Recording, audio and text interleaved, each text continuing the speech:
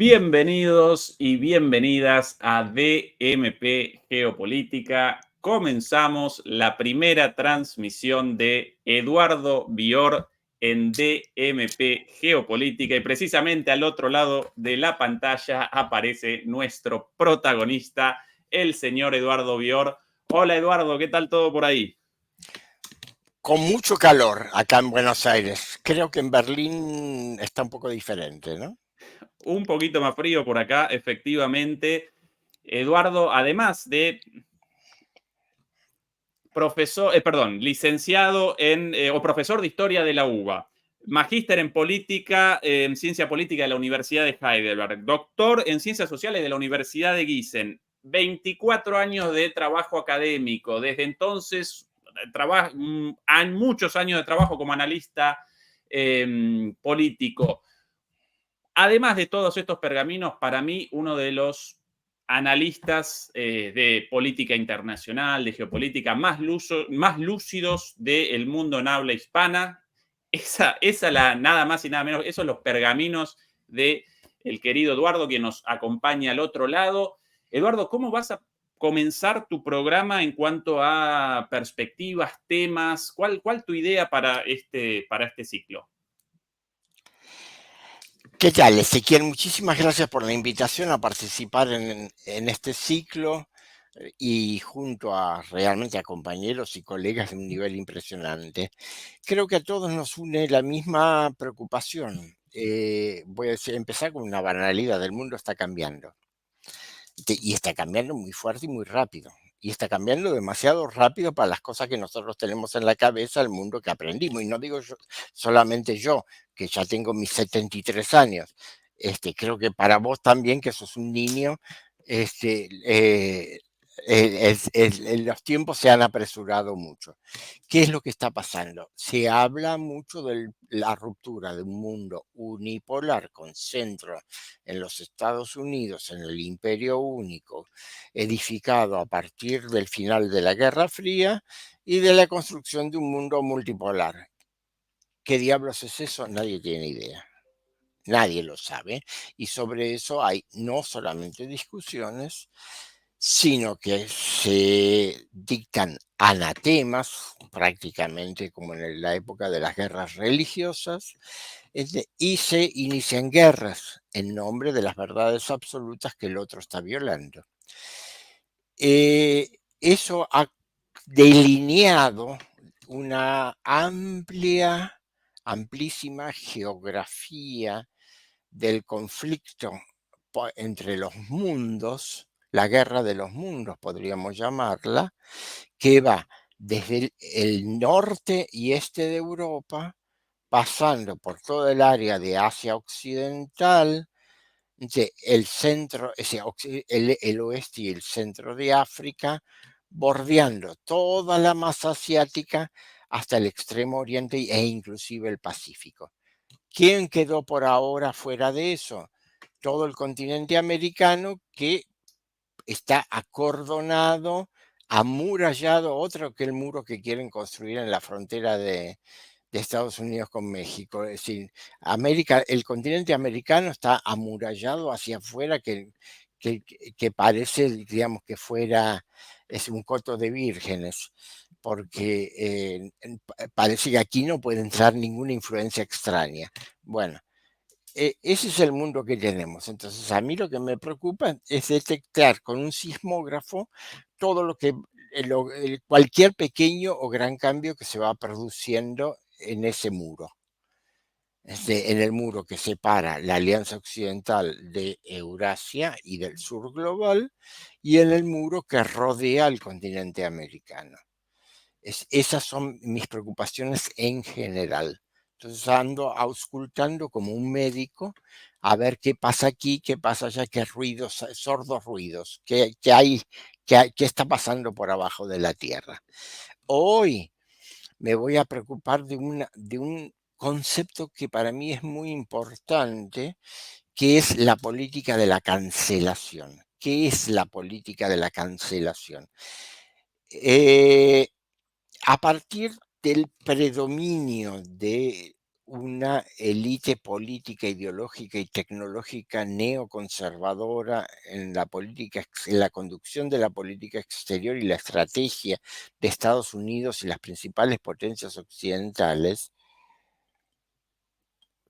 se ha instaurado como armazón cognitivo, como forma de entender el mundo y de clasificar todos los fenómenos y las personas en buenos y malos, un aparato ideológico absolutamente dogmático y estricto, globalista, con una visión absolutamente unilateral de los derechos humanos, basada exclusivamente en, en la garantía de los derechos individuales, pero cuando, por ejemplo, la libertad de expresión atenta contra el poder, como es en el caso de Julian Assange, ahí nos olvidamos de la libertad de expresión, basado en una idea de democracia estrictamente copiada de la democracia liberal de tipo anglosajón, sea británica o norteamericana, y una idea de mercado libre que es muy relativa porque supone la preexistencia de grandes monopolios que controlan la competencia. Entonces, un mercado libre, pero muy limitado. Entonces, a partir de allí hay ciertos dogmas. Se ha modificado, por ejemplo, se han modificado las ideas del movimiento feminista para convertir en libertad, en derechos de las mujeres, estrictamente derechos que tienen que ver con la corporeidad más inmediata. Y por el otro lado se ha olvidado completamente lo que es la desigualdad de las mujeres en el mercado laboral, la desigualdad de las mujeres en el campo de las relaciones políticas, etcétera, etcétera. Lo mismo sucede con la defensa de las minorías étnicas, culturales y de las minorías sexuales. Es decir, se ha compartimentado las sociedades occidentales en cubículos cerrados, aislados y sin comunicación entre ellos, que deben competir entre ellos por cuotas de poder y participación, que por supuesto derivan también en cuotas de participación en el presupuesto público. Eso es obvio. Entonces, esa política de la cancelación castiga terriblemente a quien no se ajusta a esos dogmas que a su vez, como todos los dogmas, por supuesto son modificables de situación en situación y de momento en momento según quien los administra. Es como decía Groucho Marx. Entonces, estos son mis principios. Si a usted no le gusta, tengo estos otros. Entonces, a partir de allí se ha organizado un orden internacional de acuerdo a reglas, como postula permanentemente la diplomacia norteamericana, pero no solo. Cuando uno pregunta cuáles son las reglas, la respuesta es después se las explico. Ahora, quien violenta esas reglas que nadie conoce es sancionado brutalmente. Las sanciones pueden ir desde la guerra, pasando por sanciones económicas, hasta gigantescas campañas de prensa, campañas por las redes sociales que controlan grandes corporaciones con base en los Estados Unidos, a las cuales nadie controla excepto el sistema de inteligencia norteamericano. Y ese es el poder de juzgamiento con el cual se organiza se organizan todas las opiniones y todas las decisiones que se emiten sobre la realidad internacional. Hoy vamos a ver el ejemplo de lo que pasa cuando esa política de la cancelación impera en absoluto y lo que pasa cuando a esa política de la cancelación se le ponen límites. es muy interesante cronológicamente la posibilidad que nos ofrecen entre la comparación entre la conferencia de seguridad de Múnich y la conferencia que se realizó del 16 al 18 de febrero y la conferencia de los ministros de Relaciones Exteriores del G20, es decir, de los 20 países más desarrollados del mundo, que se desarrolló en Río de Janeiro entre jueves y viernes pasados. Entonces, si te parece, vamos a ver un fragmento de un video en el que la presidenta de la Comisión Europea, Ursula von der Leyen, explica sus ideas. El video está muy mal traducido por la inteligencia artificial de YouTube. Yo lo que pido es que que los oyentes presten atención a las calificaciones que ella usa. Ya mismo lo presento, Eduardo. Solo quería reaccionar a tu introducción, sencillamente con un comentario. Qué interesante el tema de hoy y qué interesante tu perspectiva de aquí a futuro para el programa. Esto de el sismógrafo lo llamaste, ¿no?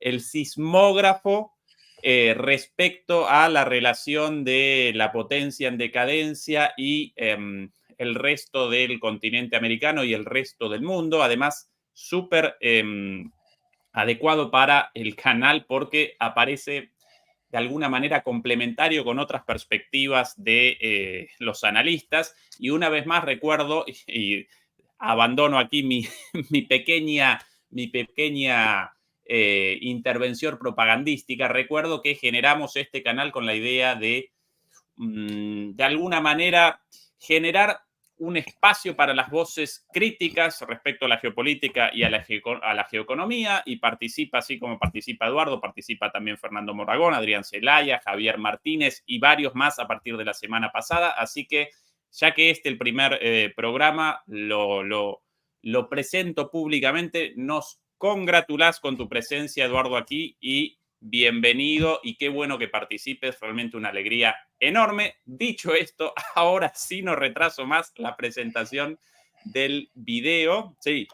Te olvidaste de decir que nos pueden encontrar en este mismo lugar de martes a viernes, si no me equivoco, a las 21 horas de Europa Central, a las 17 horas de Argentina, y creo que son las 16 horas de la costa Pacífico de América del Sur y el este de los Estados Unidos, y sucesivamente. Exactamente, bien, Eduardo, por recordarlo. Básicamente todos los días hasta ahora, de martes a jueves, los martes Eduardo Bior, los miércoles Javier Martínez, los jueves Adrián Celaya y los viernes Fernando Moragón. Así que acompáñennos con esta propuesta todos los días a las 9 de la noche de Europa, 4 horas menos en Argentina, 7 horas menos en México. Los horarios los presentamos de todas maneras para cada programa en los anuncios, con las diferencias horarias, pero buen dato ahí también. Bueno, el video de la conferencia de Múnich. Vamos a comenzar desde el segundo. Hay que aclarar que no es el discurso que pronunció, sino es lo que dijo en una conferencia de prensa posterior junto con el ministro presidente de Baviera, Max Södel, y con el secretario general de la Organización del Tratado del Atlántico Norte. Pero de todas maneras, como concepto, es lo que ella dijo en el discurso. Bien, vamos a comenzar. Un poquito más adelante. Un poquito más adelante en la parte de ella, ¿verdad? Ok, porque cuando empieza ella. Ahí me parece que ya la tenés. Sí, un segundín, 4 por acá. Un poquito antes. Un segundito más por acá. Aquí comienza, bien. Missionen geworben, zum transatlantischen Forum der CSU zu kommen. Das gibt den Auftakt für die Münchner Sicherheitskonferenz. Und gerade in diesen schwierigen Zeiten ist das besonders wichtig. Wir erleben den russischen Krieg in der Ukraine. Wir erleben eine Destabilisierung des Mittleren Ostens. Wir erleben ein zunehmendes Dominanzstreben Chinas.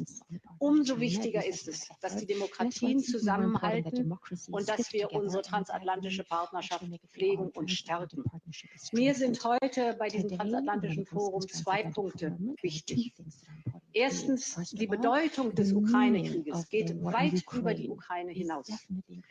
Russland versucht ja nicht nur die Ukraine von der Landkarte zu wischen, sondern Russland und Putin und seine Freunde versuchen alles, um die Demokratien zu unterminieren. Ich erinnere nur an den Erpressungsversuch mit russischem Gas.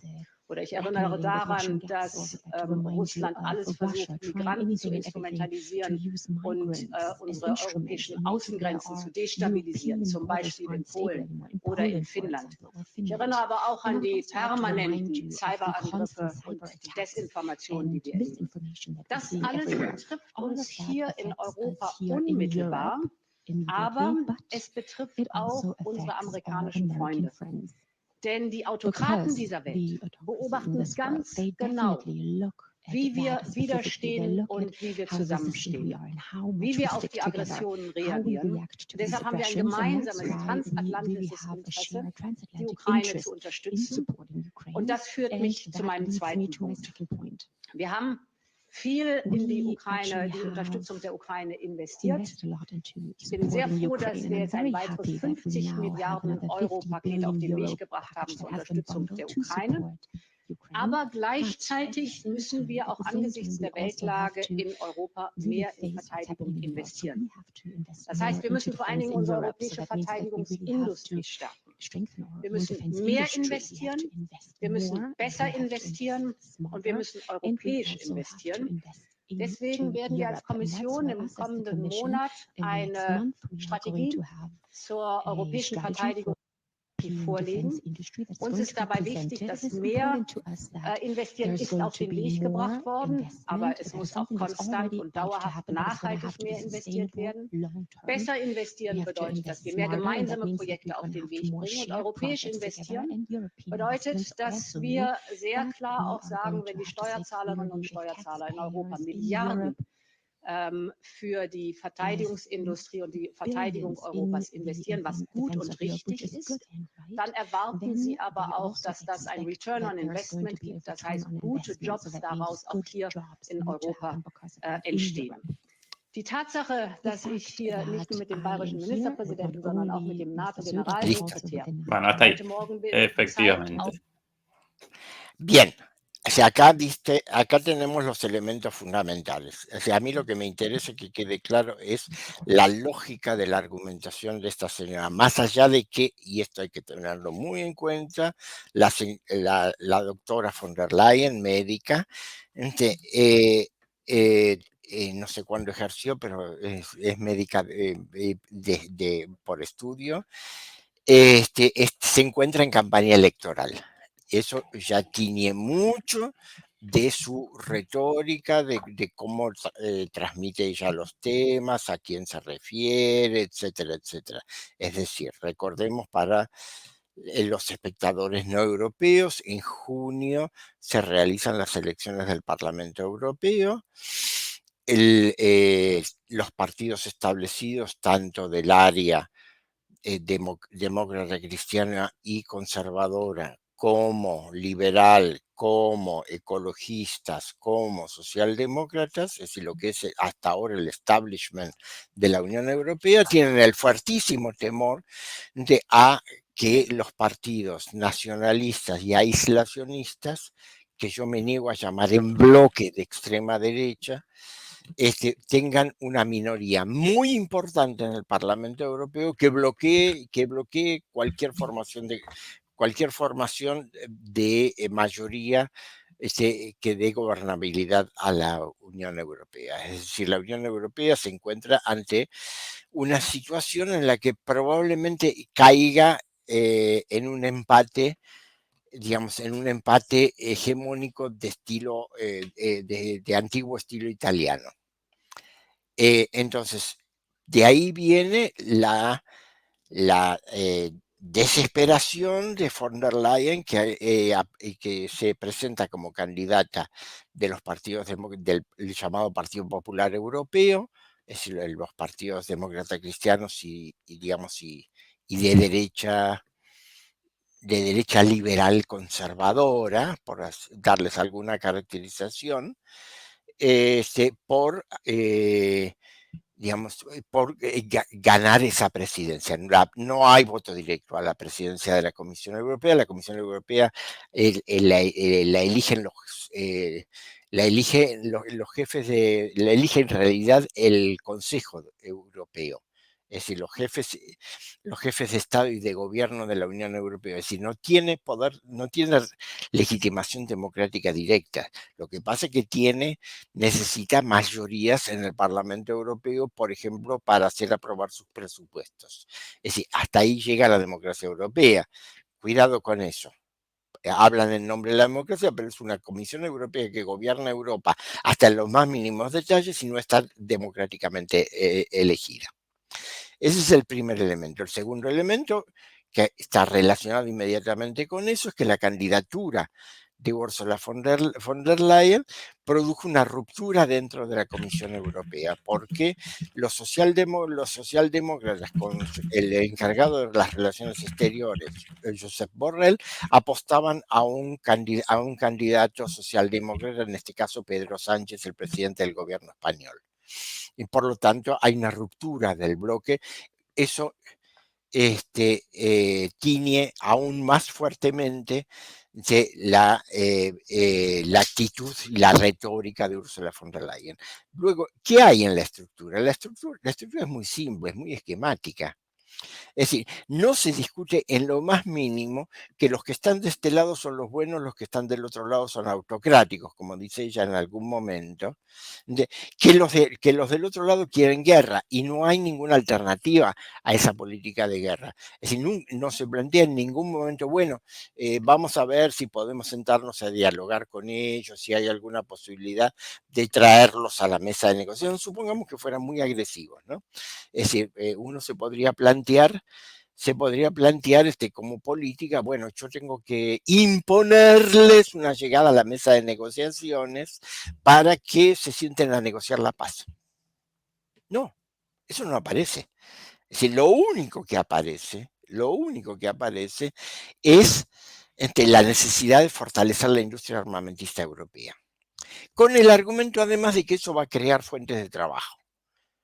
Es decir, a mi juicio es absolutamente perverso proponer la guerra como creación de fuentes de trabajo. Eso, por un lado, ahí digamos, tengo un problema moral ya, que no es un problema de análisis político. Pero además de todo esto, hay un cuco que está afuera, que es Vladimir Putin, y hay otro cuco que no lo menciona, que está en Estados Unidos, que es Donald Trump. Pero ella hace referencia, por eso lo digo en referencia a nuestros amigos americanos, es necesario de que Europa se comprometa más. ¿Por qué? Porque si Donald Trump llega a ganar la presidencia de los Estados Unidos en noviembre, ya ahora se acabó, se cortó bastante la ayuda norteamericana para Ucrania. Donald Trump le va a hacer pagar a los países, a los miembros de la OTAN, cada centavo de su esfuerzo defensivo. Entonces, el gran temor que tienen es que se acabe el maná norteamericano. O sea, es un esquema agresivo que no admite convivencia en el orden político internacional, que excluye al mismo tiempo a los rusos y a la política de un eventual Donald Trump presidente de los Estados Unidos, y que no ofrece ninguna perspectiva, porque además ella no dijo, para esto lo queremos porque queremos alcanzar como finalidad tal y tal y tal cosa, no lo dijo. Y esto, además, yo he tomado este video, porque ahora ya nos corre un poquito el tiempo, he tomado este video como paradigma de lo que sucedió en toda la conferencia de seguridad de Múnich, del 16 al 18 de febrero. Es decir, nadie hizo propuestas. No hubo una sola visión. Nadie dijo, se habló de la necesidad de reformar la gobernanza mundial, pero nadie dijo, tenemos que hacer tal o cual cosa para mejorar la gobernanza mundial. Nadie dijo, con Rusia, China e Irán tenemos que sentarnos a hablar sobre tal o cual tema. De lo único que se habló es de las amenazas. Es decir, toda la conferencia de seguridad de Múnich estuvo plagada de una nube difusa de amenazas. La amenaza rusa, la amenaza económica china, la amenaza del terrorismo islámico, que no se sabe cuál es, porque, digamos, parece que no es el Estado Islámico a quien los occidentales apoyan, y sí es Hamas, pero no se entiende por qué el que nunca atacó a Europa es terrorista, pero el que sí atacó a Europa no es terrorista. Son cuestiones muy difíciles de definir ahí. El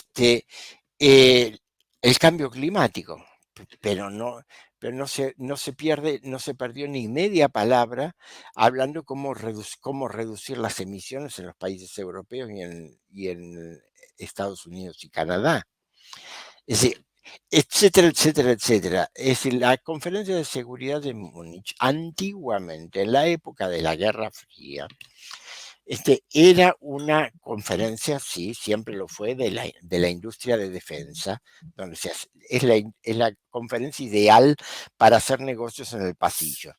Es la conferencia del small talk, porque uno se encuentra en el Hotel Bayerischer Hof en Múnich, en muy reducido espacio se encuentra con mucha gente muy poderosa, de empresas, de los ejércitos, etcétera. Pero en la época de la Guerra Fría y después de la Guerra Fría, hasta fin de los años 2000 casi, siempre se invitaban a representantes de los otros, entre comillas. Antiguamente nunca faltaban representantes soviéticos para hablar ahí. Luego, los representantes rusos. Vladimir Putin participó en la conferencia de Múnich hasta 2007, hasta que pronunció su famoso discurso donde advirtió que la OTAN no podía seguir expandiéndose hasta la frontera de Rusia y que no tocaran Ucrania. ¿Cómo no le respondieron? ¿Cómo se le rieron? Rusia no mandó más representantes. China sigue mandando, porque China va a todas partes. Los representantes chinos van a todos lados. Y siempre dicen lo mismo. Hay que sentarse a hablar. Es necesario que convivan regímenes muy diferentes. Vamos a buscar las formas de organizar el orden mundial de un modo en que todos podamos convivir ahí adentro. Eso no sucedió. Al mismo tiempo, dentro de ese diluvio, digamos, de amenazas, informes que recorrieron los pasillos del Bayerischer Hof, apareció muy especialmente, y esto es un elemento a tener en cuenta, el miedo a los ciberataques y a la utilización de la inteligencia artificial en la ciberconflictividad. Hay registros, sí, efectivamente, todas las potencias usan ciberataques, todas, y quienes vivimos bajo la censura bajo la censura de las corporaciones tecnológicas norteamericanas en las redes, que alguien me diga cómo hace para ver televisión rusa o televisión china en un canal de cable europeo. O que alguien me diga en América Latina cómo hace para ver televisión cubana o televisión iraní, ¿no? Es decir, la censura es terrible, es decir, la limitación de opinión. Además, quienes vivimos en América Latina y pagamos fortunas por las suscripciones, los abonos a canales de cable o incluso a canales de aire, sabemos perfectamente cuán limitada es la oferta, es decir, cuán poco variada. Es un montón de la misma basura. Por ahí hay algún canal, alguna cosa de noticias más o menos potable. Entonces, si eso le llaman libertad de información, sí, evidentemente estamos hablando de mundos completamente diferentes. Es decir, eso existe y es permanente, es constante. Sin embargo, se está armando un fantasma con la inteligencia artificial que precisamente apunta a lo contrario. Apunta a, en nombre de la defensa de la libertad de expresión en Occidente y de defensa contra los ciberataques rusos, iraníes, chinos y de quien sea que no pertenezca a Estados Unidos, Europa o Japón. Entonces, se está justificando la instauración de una censura fuertísima a través de la inteligencia artificial. Y ese es un problema grave. Eso es un problema grave. Más allá que la inteligencia artificial de Google la semana pasada, no me acuerdo qué día, tuvo 5 horas en que se desequilibró y respondía a cualquier cosa. No podemos confiar en las fallas de la inteligencia artificial para defender nuestra libertad.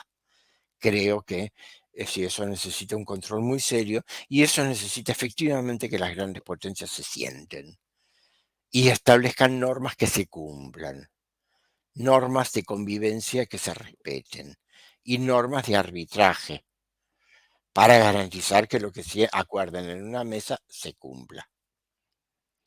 Ahora a mí me gustaría, Ezequiel, mostrar el otro ejemplo, el ejemplo contrario de lo que pasa cuando se le ponen límites a la política de la cancelación. Quizás podemos escuchar el discurso del ministro de Relaciones Exteriores de Brasil, Mauro Vieira. De ningún modo un progresista, que nadie se confunda. Una persona que viene del conservadurismo liberal brasileño, al que Lula empoderó para hacer un gobierno de unidad nacional, para salvar la república frente a la barbarie del bolsonarismo. Pero lo que formula Mauro Vieira no es solamente la posición de Lula, es la posición de Brasil y es una posición consensuada al interior de BRICS 10. Entonces, escúchenlo con esa idea. Vão ser ouvidas nos foros relevantes com especial cuidado e atenção. Un segundo que también podemos aquí los subtítulos. Ahora sí. Prezados colegas, sem paz e cooperação será extremamente difícil alcançarmos a prometida mobilização em larga escala dos recursos necessários para enfrentar as ameaças existenciais que enfrentamos, em particular o combate à pobreza e à desigualdade e a proteção do meio ambiente. Não é minimamente razoável que o mundo ultrapasse e muito a marca de 2 trilhões de dólares em gastos militares a cada ano. A título de comparação, os programas de ajuda de assistência oficial mal conseguem alcançar os compromissos de 100 bilhões de dólares por ano, portanto, menos de 5% dos gastos militares. Se a desigualdade e as mudanças climáticas de fato constituem ameaças existenciais, não consigo evitar a sensação de que nos faltam ações concretas sobre tais questões. Temos problemas urgentes a resolver no tocante a desenvolvimento e a luta contra a fome, a pobreza e a desigualdade. Temos desafios gigantescos em relação às mudanças climáticas e ao meio ambiente. Temos uma responsabilidade coletiva de liderar o mundo rumo à prosperidade para todas e todos. Essas são as guerras que nós devemos travar em 2024. Em todos esses esforços, é de fundamental importância termos um sistema multilateral moderno, eficaz e eficiente, guiado por normas e princípios rigorosamente seguidos por todos os países, com as Nações Unidas em seu centro. Não podemos ignorar o fato de que a governança global precisa de profunda reformulação. Nossas diferenças devem ser resolvidas ao amparo do multilateralismo e das Nações Unidas, utilizando como método o diálogo e a cooperação, e nunca por meio de conflitos armados, questões essas que serão discutidas com mais profundidade amanhã na sessão dedicada à reforma da governança global. À medida que o G20 avança nas discussões sobre seu papel diante das tensões internacionais em curso, encorajo todos os países a iniciarem o diálogo, reiterando seus compromissos sobre a Carta das Nações Unidas e rejeitando publicamente o uso da força, a intimidação, as sanções unilaterais, a espionagem, a manipulação em massa das mídias sociais e quaisquer outras medidas incompatíveis com o espírito e as regras do multilateralismo como meio de lidar com as relações internacionais. O Brasil incentiva de... Bien. Creo que con esto tenemos suficiente para ver la diferencia. Más allá de que esto reafirma lo que yo acabo de decir sobre las limitaciones de la inteligencia artificial. Es decir, este es un traductor de inteligencia artificial armado sobre una lógica aritmética y no sobre una lógica sistémica como son las lenguas. Además es un traductor que no conoce castellano. En ninguno de los dos casos el traductor ha partido del sistema, del sistema gramático, ni siquiera no hablemos ya del estilístico, del sistema gramático de la lengua castellana. Cuidado con eso, porque eso tiene un doble efecto. No solamente que está mal hecho, que es un producto ineficiente, caro y que no sirve, sino que además lo que procura es la destrucción en nuestras cabezas de la lógica de la lengua. Cuidado con eso hay que considerarlo y tenerlo en cuenta. Esto es una nota, cierro paréntesis, pero esto es una cuestión que hay que considerar muy seriamente. ¿Qué es lo que está diciendo Mauro Vieira? La reunión del G20 es en este momento, las reuniones anuales del grupo de los 20 países más desarrollados del mundo, que en este caso fueron 49 delegaciones. ¿Por qué? Porque además del G20 estaban representantes de la Unión Europea, representantes por primera vez de la Unión Africana, representantes del Fondo Monetario Internacional, de la Organización Mundial del Comercio,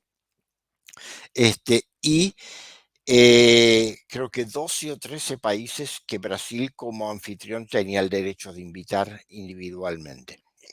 O sea, eran 49 delegaciones, donde se encontraron países de todas las orientaciones, donde estaban todos los miembros del G7, es decir, de los 7 países occidentales,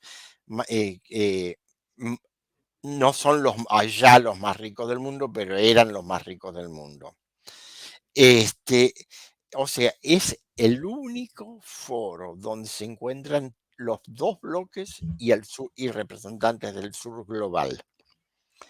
Tiene una importancia esencial. Brasil, con este discurso, le puso un marco, es decir, le puso un corset muy fuerte. Primero, indicó, acá no puede haber confrontación ideológica. Aquí hay temas centrales de la humanidad que debemos resolver. El hambre, la paz, las migraciones, el cambio climático, y que, solamente a través del sistema de las Naciones Unidas es posible encarar la resolución de esos problemas. Es decir, más allá de la zaraza del orden internacional basado en reglas, Brasil le pone nombre y apellido. Es la Organización de las Naciones Unidas. Podemos acotar, pequeño paréntesis, claro, Brasil desde siempre viene pugnando por tener un asiento permanente en el Consejo de Seguridad de las Naciones Unidas. Y es más, todas las grandes potencias están de acuerdo con eso. Lo que pasa que Estados Unidos a cambio le dice, sí, si entran, ustedes estamos de acuerdo que entre Brasil, pero queremos que a cambio entren también Alemania, Alemania e India. Y entonces aparecen los problemas, porque primero, los demás países europeos, los demás aliados de la OTAN no quieren que Alemania entre con asiento permanente al Consejo de Seguridad de las Naciones Unidas. Y China no quiere que entre India. O sea, con ese argumento táctico, con esa argucia, Estados Unidos bloquea el ingreso de Brasil como miembro permanente del Consejo de Seguridad. Pero Brasil tiene esa aspiración, está respaldado por BRICS 10, o sea, tiene un foro muy importante detrás, está más o menos respaldado, hay que decirlo sinceramente, por los demás países latinoamericanos y caribeños. Digo más o menos porque hay países que dicen, si entra Brasil, tiene que entrar en un contexto de cooperación o tiene que ser rotatorio. Hubo diferentes argumentaciones a lo largo de los años al respecto. Pero en principio nadie está radicalmente en contra de que entre Brasil, pero lo vetan con ese argumento. Por supuesto, Brasil, con esta conferencia, se volvió a instalar como árbitro de la política mundial, porque Brasil viene de pelearse con Israel por las masacres en la Franja de Gaza, viene de no condenar a Rusia por la guerra en Ucrania. Lula ha recibido al comienzo, antes de que comenzara esta conferencia, ha recibido a Anthony Blinken en Brasilia y le ha mandado un saludo muy caluroso para el presidente Biden en nombre de todo lo que Biden hace por los trabajadores norteamericanos. Pero después de apenas terminada la conferencia, recibió al ministro de Relaciones Exteriores ruso, Sergei Lavrov. Con lo cual dijo, yo soy Brasil y tengo derecho, por lo que soy, a hablar con quien yo quiera. Y todas las potencias tuvieron que aceptarlo. Entonces, ¿cuál es la enorme diferencia? En Río de Janeiro se llegó a un acuerdo de principio sobre la necesidad de saldar el conflicto en Asia Occidental mediante la creación de un Estado palestino independiente al lado de Israel. Más allá de lo que juzguemos sobre el realismo o irrealismo de esta propuesta, es una propuesta común concreta. Se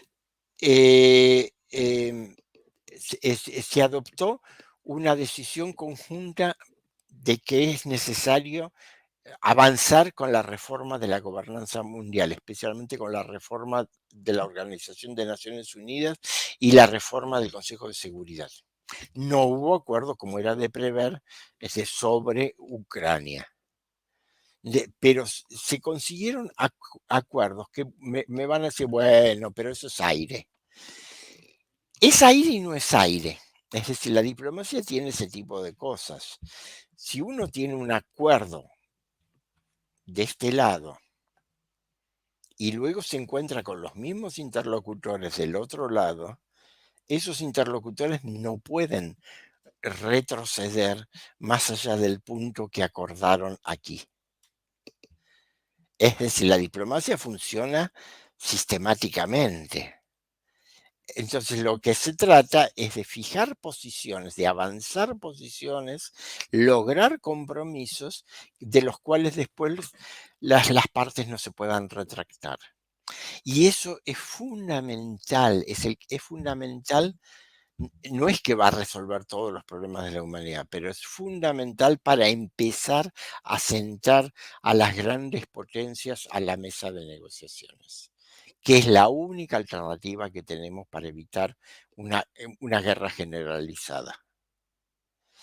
Esa es la diferencia fundamental entre la conferencia de cancilleres del G20 en Río de Janeiro y la conferencia de seguridad de Múnich. La conferencia de seguridad de Múnich se perdió en la política de la cancelación, poniendo sellos y diciendo, este no entra por esto, el otro no entra por lo otro, el de más allá no entra por aquello. Mientras que en Río de Janeiro se dijo, no me importa quién sos, lo que me importa es cuál es el problema y qué es lo que tenés para aportar.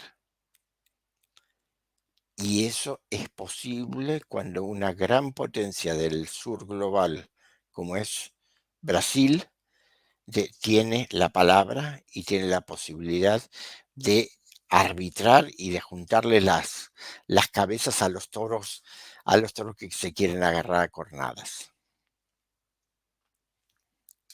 Súper interesante tu exposición, Eduardo, y mientras presentabas esto, recordaba una situación de alguna manera similar en cuanto a la soberbia inicial y de alguna manera esa enajenación propia de los líderes occidentales y de personajes como von der Leyen, como Borrell y demás, ¿no? De comenzar con muchísimas ínfulas y con demandas en el marco de esa narrativa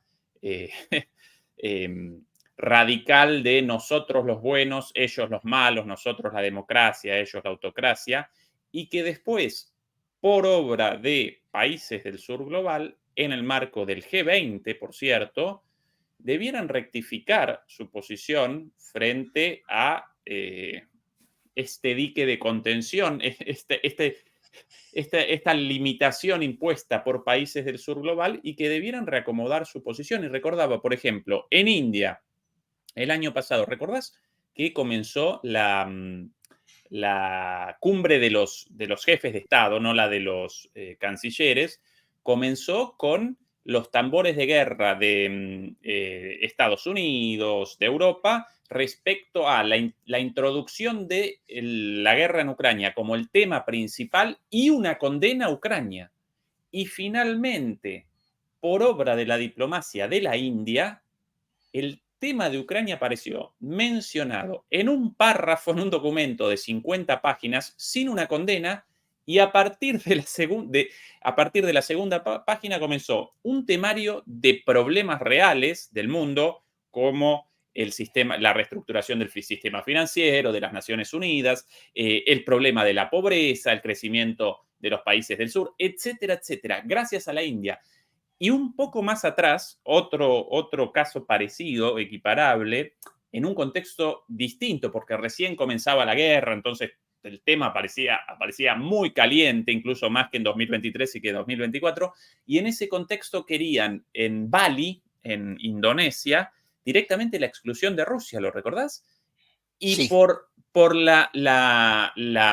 el tesón, llamarlo de alguna manera, de Widodo, es decir, el presidente de Indonesia, él determinó acá los invitados, nosotros no realizamos como país anfitrión la elección de los invitados, nosotros simplemente despachamos las invitaciones y Rusia debe participar y va a participar. Y calladitos la boca, ¿no? comida, para ellos es un desplante, pero Me parece comida muy entera. importante los ejemplos que citas, Ezequiel, porque muchas veces cuando se habla del pasaje de un mundo unipolar a uno multipolar, hay mucha gente que cree que se trata de tirar a una gran potencia occidental por la ventana. No se trata de eso. Es decir, el mundo es para todos, nos gusten o no nos gusten algunos de los 7.500 millones de habitantes que hay en este mundo. Si no tenemos otra alternativa, es decir, no hay un mundo a donde podamos despachar a los que no nos gustan. Entonces, de lo que se trata es de ponerlos en su lugar, que se sienten como en la escuela. Cuando dos niños se pelean permanentemente, ¿qué hace el profesor a cargo del curso? Los aleja, los sienta en otra parte, para que no se sigan peleando. Si se quieren pelear, que se peleen afuera, en el patio, pero no en la sala de clase. Bueno, eso es lo que hay que hacer. Es decir, señores, ¿ustedes tienen problemas con la calvicie de Putin? Bueno, vayan a discutirlo a la peluquería, pero no lo vengan a discutir aquí. Acá tenemos otros problemas. Acá venimos para discutir problemas reales, acuciantes, de hambre, de catástrofe climática, de desigualdad, de muchísima gente. Los manuales ideológicos, déjenlos para las universidades, no son para la política práctica. Eduardo, por fuera de tus temas de hoy, quisiera una visión tuya en este contexto también, porque así como aparece la posición de Brasil, no solamente digna, sino también inteligente, en lo que presentabas vos recién. Por otro lado, lamentablemente presenciamos en nuestro caso, el caso de la Argentina, exactamente lo contrario, una posición en términos de política internacional de este gobierno, una posición indigna y además tonta, ¿sí? Para los propios intereses. ¿Cómo conceptualizás lo sucedido en los últimos días cuando presenciamos dos hechos relevantes en términos de política internacional, como la visita de Blinken primero a Estados Unidos, la visita de Blinken a Argentina, perdón, y después el viaje relámpago de Milei a el CIPAC, como lo llaman, conferencia de los De conservadores en acción Estados Unidos, política conservadora. de acción política conservadora en el marco de la campaña de Trump a la presidencia? ¿Qué análisis realizás de eso? Es decir, lo primero que hay que tener en cuenta es, primero, es decir, mucho de lo que pasa en este momento en el continente americano es posible por el muro que han erigido los Estados Unidos alrededor, alrededor del continente, y que no permiten, no dan libertad de movimiento. Es decir, Brasil se puede permitir una cierta autonomía por la simple razón de que desde el siglo XVIII tiene una función estratégica para el control anglo-norteamericano del Atlántico Sur. Es decir, Brasil es por naturaleza geográfica aliado de los Estados Unidos. Y sus conflictos con el Reino Unido nunca fueron estratégicos. No tienen una competencia estratégica. Es decir, por lo tanto, Brasil se puede permitir una política autónoma sabiendo que Estados Unidos y Gran Bretaña lo necesitan. Lo mismo pasa con México. En el resto del continente es subordinación absoluta. Todavía quizás Colombia está abriendo un espacio de autonomía porque tiene una carta muy fuerte frente a los Estados Unidos, que es el control de la producción y tráfico de estupefacientes. Y entonces a Estados Unidos le interesa tener en Bogotá un gobierno con el cual poder hablar al respecto, pero no es el caso en el resto. Argentina es históricamente un competidor de los Estados Unidos, siempre lo ha sido, simplemente porque vendemos en el mercado mundial productos que Estados Unidos también produce. Por lo tanto, Argentina nunca pudo y puede ser aliado de los Estados Unidos, lo cual no quiere decir que tenga que ser enemiga, pero la relación con Estados Unidos es una relación de competencia. Siempre lo ha sido y lo va a ser. Si eso no cambia, mientras exista Argentina, que justamente ese es el problema con el que estamos confrontados en este momento. Lo que se ha producido, lo que se ha producido en Argentina, más allá de los errores y fracasos del sistema político argentino, es una ofensiva masiva, del del poder británico, el poder estratégico británico ligado tanto a una estrategia de supervivencia de la derecha sionista como beneficio para la derecha conservadora norteamericana, conservadora y patriótica norteamericana, que están jugando abiertamente a la fragmentación y la disolución de Argentina como Estado. El gobierno norteamericano está tratando de controlar eso. Por eso es que Anthony Blinken, primero la vicepresidenta del Fondo Monetario Internacional, la Gita Gospinat, vino a Argentina el jueves, creo que fue, sí, el jueves pasado, y después de su reunión con el ministro de Economía, Luis Caputo, y produjo una declaración en la que dijo si en Argentina la política de ajuste debe realizarse teniendo en cuenta las necesidades de los más vulnerables. Y Anthony Blinken, cuando salió de la reunión con el presidente Javier Milei, sabiendo que Milei esa misma noche viajaba a Washington para reunirse con Donald Trump, declaró que Argentina tiene una honrosa tradición de defensa de los derechos humanos, de los derechos de las mujeres y de los derechos laborales. O sea, ¿qué están diciendo con eso? Muchachos, no se pasen. No pasen de la raya.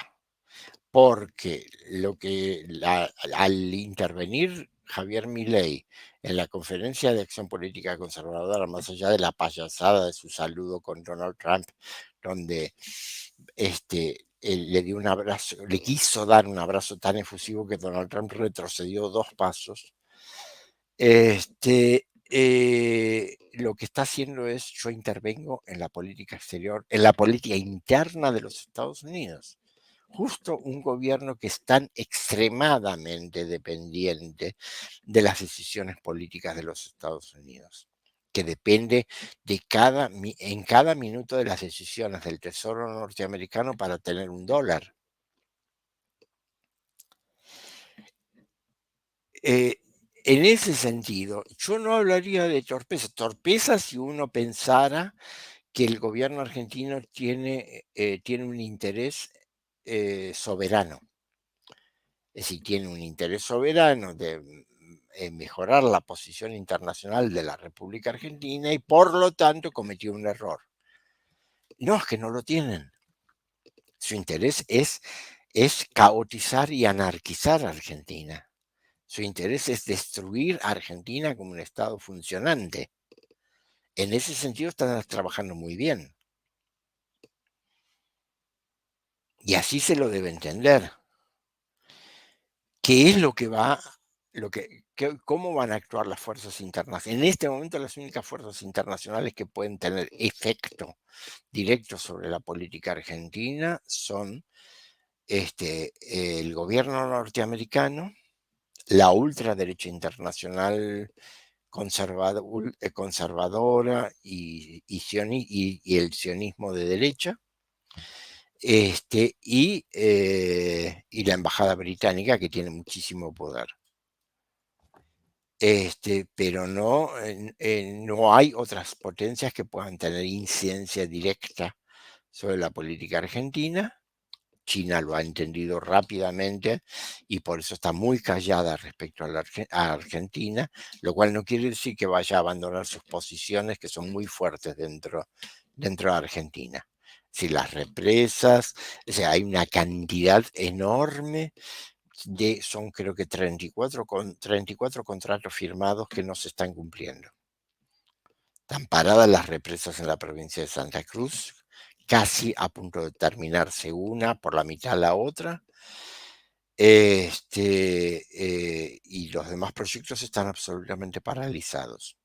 Es decir, no es que China se olvidó de eso y va a regalar el dinero del swap para que directamente la mafia especuladora y rentística que está en el Ministerio de Economía lo robe.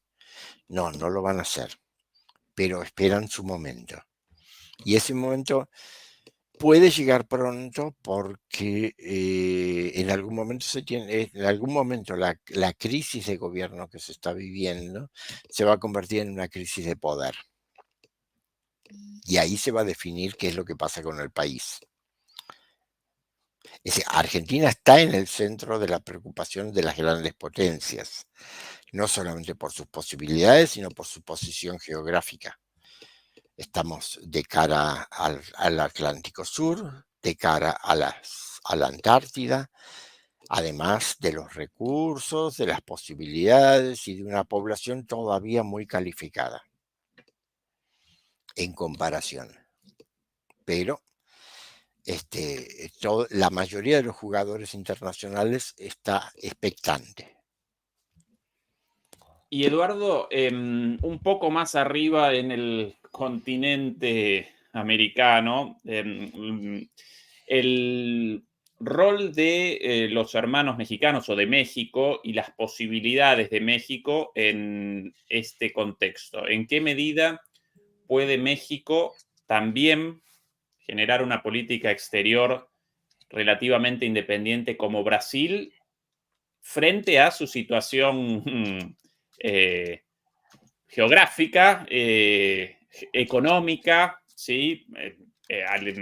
Como país fronterizo de México, perdón, como país fronterizo de los Estados Unidos, en un acuerdo comercial con los Estados Unidos? ¿Qué análisis realizás por ahí? Y esta la última, porque ya aparecemos por encima de la hora, lo del México, precisamente porque nos acompaña, como siempre, nuestra moderadora en el chat, Beatriz Pulido, desde Ciudad de México. Así que muchas gracias, Beatriz, por tu trabajo. Y mucha gente en la audiencia de México, entonces que quisiera también una mirada tuya sobre eso, si podés. Mira, yo prometo, como se acerca la elección en México, en julio próximo, es decir, prometo cuando esté un poco más avanzada la campaña electoral, hacer un especial sobre México. México en América del Norte, México en la confrontación mundial, México en el Caribe y América Central. Yo creo que, visto muy a la distancia y sin entrar en detalle en la información, yo creo que la presidencia de López Obrador le devolvió existencia a México. Es decir, yo lo definiría de esa manera. Es decir, lo volvió a convertir en lo que históricamente es una potencia emergente a nivel mundial, imprescindible, de la cual nadie se puede olvidar, que no solamente tiene, como decía Porfirio Díaz, la desgracia de estar demasiado cerquita de los Estados Unidos, pero para Estados Unidos también es imprescindible. Estados Unidos no puede hacer oídos sordos por lo que pase y lo que diga México, sino que además le ha dado a México un papel preponderante en el continente americano. Más allá de eso, los datos que yo manejo muestran una estabilización muy importante de la economía y la sociedad mexicana, un mejoramiento de las condiciones de vida de la mayoría de la población mexicana, un mejoramiento sustancial de su democracia y de sus hábitos democráticos. O sea, algo que México prácticamente, no digo que no conocía, pero que hacía mucho tiempo que había olvidado. Y sobre todo lo que hizo fue devolverle a su población la credibilidad de en la política. Es decir, la posibilidad de creer que la política puede servir para resolver los conflictos de los seres humanos. Y ya eso me parecen conquistas fabulosas. Es decir, yo creo que digamos, ha dado, AMLO deja como saldo una gigantesca conquista de soberanía, de autodeterminación y de civilidad. Y eso, en otras circunstancias diríamos, uy, qué poco, tendría que haber hecho muchas más reformas sociales. No, yo creo que eso ya, considerando las circunstancias que México vivió, bajo los gobiernos de las últimas décadas, desde por lo menos hablemos desde 1989, desde el gobierno de Salinas. Si la situación de guerra interna, la expansión del narcotráfico, el empobrecimiento general de la población, la corrupción. Es decir, yo creo que realmente es maravilloso lo que AMLO ha conseguido en este sexenio. Bien, clarísima tu perspectiva, Eduardo. Yo aquí con un problema justo, sin batería, mis auriculares más pequeños, por eso el cambio a última hora. Pero bueno, vamos a redondear por acá esta primera transmisión del programa de Eduardo. Vamos a redondear la primera transmisión de Eduardo J. Bior en DMP Geopolítica. Esa es la presentación correcta. Un verdadero lujazo que nos hayas acompañado hoy. Súper pedagógica tu exposición. Recuerden que Eduardo aparece todos los martes a las 9 de la noche en el horario europeo, a las 5 de la tarde en Argentina, Chile y Brasil, 4 de la tarde en Bolivia y Venezuela, 3 de la tarde en Colombia, Perú y la costa este de los Estados Unidos, y 2 de la tarde en México, Costa Rica y el resto de los países centroamericanos. A partir de ahora, todos los martes. Y recuerden también que el día de mañana nos acompañará Javier Martínez a la misma hora, el jueves Adrián Celaya y el viernes Fernando Moragón. Ese desde ahora nuestra grilla, nuestra programación. Y recuerden también que a partir de las 11 comenzamos nosotros en nuestro canal Demoliendo Mitos de la Política con nuestras transmisiones. Y por cierto, este jueves vamos a realizar una charla con Ariel Umpierres, nada más y nada menos. Para redondear, la palabra última siempre en tus manos, Eduardo, así que vos con el cierre a tu disposición. Muchísimas gracias, Ezequiel, por haber armado este canal. Sé que es un esfuerzo enorme porque lo haces, como decimos nosotros, a pulmón, es decir, sin medios y a puro trabajo. Creo que es una enorme posibilidad. espero que con el correr del tiempo esto vaya creando un círculo virtuoso de intercambios, discusiones. Por supuesto, digamos, quienes quieran dialogar conmigo, ¿qué pueden pedir? La comunicación, sea por WhatsApp, no hay ningún problema, por Gmail, es decir, quienes quieran tener un contacto directo pueden seguirme también en Facebook. Tengo ahí un grupo Política Internacional donde subo todas mis publicaciones al respecto. Comparto junto con mi esposa una página web, Política Mundial y Filosofía Intercultural. La parte de filosofía es de ella, la de política mundial es la mía. O sea que hay muchas posibilidades para quien quiera de entrar en diálogo conmigo. Yo estoy dispuesto a intercambiarme con cualquiera que sea respetuoso de las opiniones contrarias. Simplemente no entro en polémicas ni en diatribas, nada más. Muchísimas gracias y nos veremos entonces el próximo martes. Excelente. La información de contacto, como todas estas posibilidades de acceso a la obra de Eduardo, va a aparecer en la descripción del video abajo, así que en 2 minutos generamos esto, un poquito de paciencia, vamos a presentar ahí todo eso. A todo el mundo, Eduardo, un abrazo y hasta el próximo martes. Chau, chau.